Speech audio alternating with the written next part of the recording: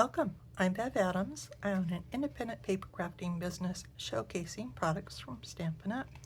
I made this easel card with products from Stampin' Up. It's kind of nice because it kind of stands up on its own as a display. I sell these products and also a few items to make crafting more convenient. I have the free detailed directions for this project on my website. I also have links for the products that I used. You can just click those links and it'll take you to my online store at Stampin' Up. You'll see where to find all of that at the end of this video, so don't worry about taking notes. It's time to put stamps, ink, and paper together. I am using the Relaxing Waterside stamp set and dies. If you buy them together, you can save yourself 10%. And before I go any further, I just glanced at these. These are if you're going to make different arm rests for your chairs that you punch out. They are kind of funny looking. But it's got two different kinds of chairs. It's got, well, they're both Adirondack, but one of them sideways, and this cuts out the stamp set. And then this one's a head-on look at an Adirondack chair. I am also using Everyday Arches dies. My inks are Peaceful Pine and Azure Afternoon. I'm using blending brushes. You can see I've already got ink all over them. My cardstock is the thick basic white. I've already cut this one with the largest arch. I've got a piece of 2 3/4 by 4 1/4 basic white and a piece of 4 by 5 1/4 for the inside of the card. A piece of Azure Afternoon that's 4 1/4 by 11, scored at 5 1/2, and then in half again at 2 3/4, and of course an envelope. I also have just a piece of scrap paper, any kind of copy paper or whatever junk mail you might have. And I'm going to start off by inking the background of my card, and I'm just going to tear this. It doesn't have to be straight at all. And I'm not sure why, but I think I'm going to use this piece. Just, I don't want it to be up smiling like that. And I want to have my background, so maybe a couple of inches up from the bottom. It's not really critical. And I'm just gonna brush around, and I didn't ink up because I already had ink on here, but it's still very light, so I'm gonna get myself some more ink. And if I pat it or kind of roll it on the window sheet, it will help. And I also save a little bit of ink because I'm not spreading it all over my background entirely. So I can pick up more ink here. I definitely want to go heavier on my ink.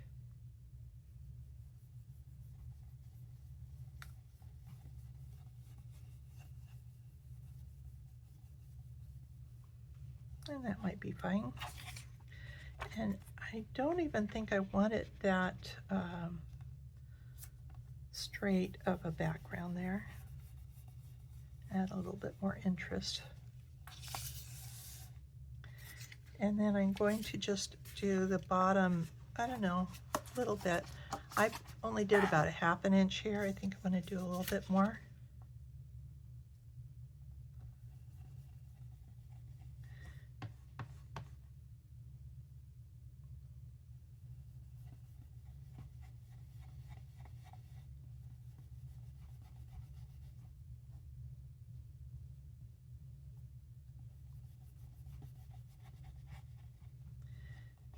And again, I don't really want a such a sharp line there.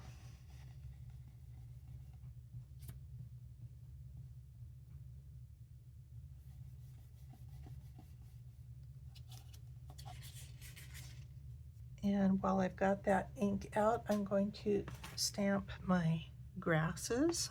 I'm just doing one on the side.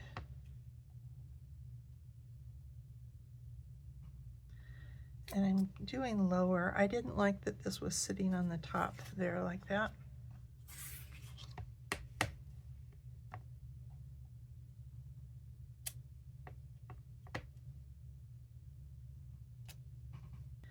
And there's also another smaller grass. And we really don't want a straight line here either.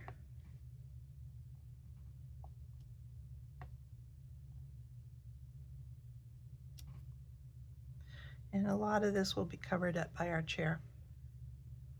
Oh, and I also wanted to stamp, I stamped the book, but I think I'm going to stamp the coffee cup. And I want to do it on the very edge of the, I want to do 2 coffee cups, one for the front of the card and one for the inside, because I need to have something to stick up here as a stop. And we'll get out the Azure Afternoon. And I will stamp the chair. And I'm going to be cutting this out. So as long as I get it on that white paper, it'll be just fine. And then we'll reverse this around and stamp some sky. And this should be pretty light. So I'm going to start off very soft. And I'm going to be putting the greeting in the top, so I especially want that. Whoops, I wanted to put that there. Especially want that light there.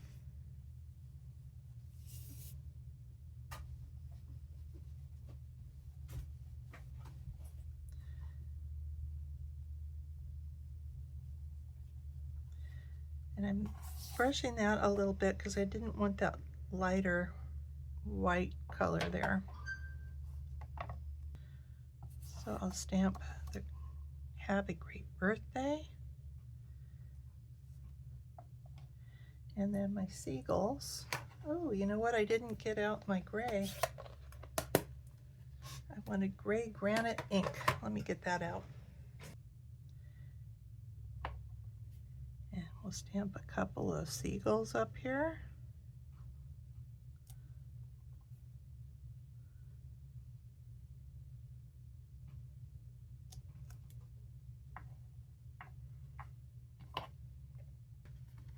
And then I want to do my die cutting with this. So let me grab my die cutting machine.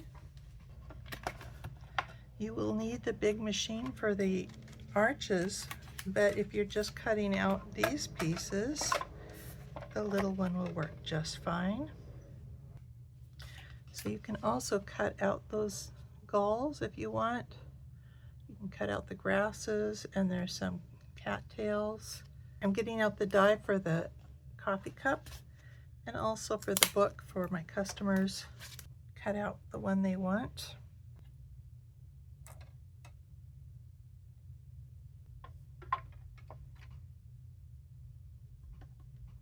One more peek before I roll it through. And one more time for the second coffee cup. And then we just need to assemble it. So I'm going to put the inside on the inside. I'm still advocating for not a lot of glue on the inside, or actually on any of these layers that are just sitting cardstock to cardstock and not curling and pulling away. When you glue this part on, we only want to go as far as that crease. So we're going to be putting this on with the border, and I can see where these creases are. So what I generally do is go around the outside here and then through the middle here, below that crease.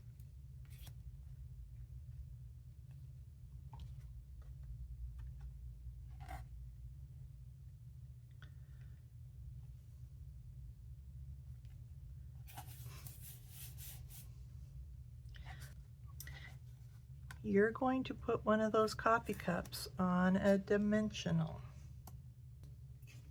because you do want to have, and I am using a larger dimensional. It is small enough to do that. And you can decide how steep you want that. You can have it way up at the top, or maybe a little bit more relaxed. But you need something to stop this from collapsing there.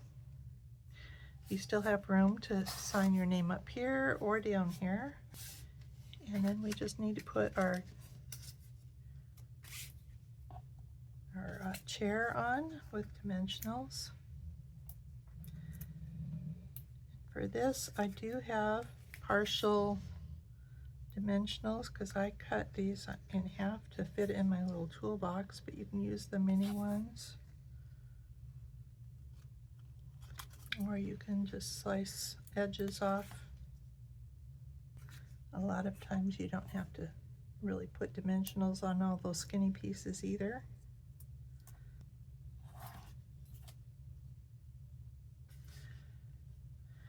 And I'm tipping it a little bit. You kind of want these to be not totally flat, but just tipped a little bit.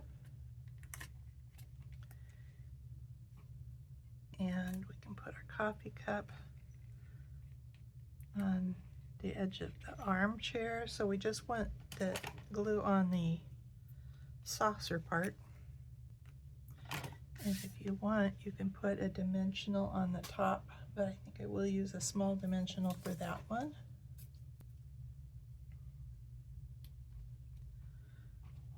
But, oh, I'm covering up my bird though. Let's see if I can avoid that.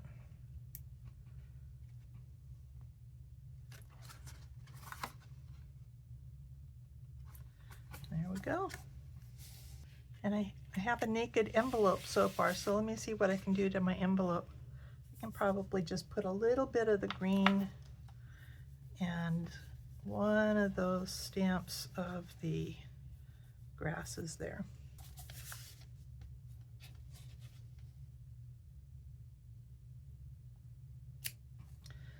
Now it's not a naked envelope.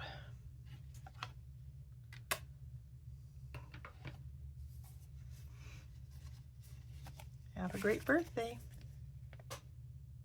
Here is the web address where you'll find the free detailed directions and links for the products I used. I offer lots of resources on my website. Click Shop to see the online exclusives, clearance items, and the products I offer to make crafting more convenient. That includes cardstock samplers for all the current and retired Stampin' Up! Cardstock. Click Inspiration to find all the projects with instructions going all the way back to 2011. You may also want to check out the Basics button where I share about stamps, paper, cutting bases and layers, and some of my favorite tools. Click Getting Organized to find case inserts and labels, color tools, and a video of my craft wall, and more. Click From Evernote to the CraftSpace app to find out how you can keep track of all the craft products you own.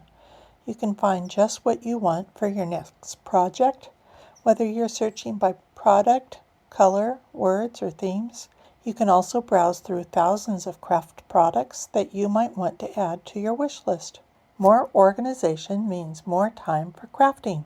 Click Stamp Together if you're in Ventura County, and come to my house and we can all craft together. You can also join my team if you're anywhere in the United States. Subscribe to my YouTube channel and also to my website so you don't miss a thing. Thank you very much for watching. Bye.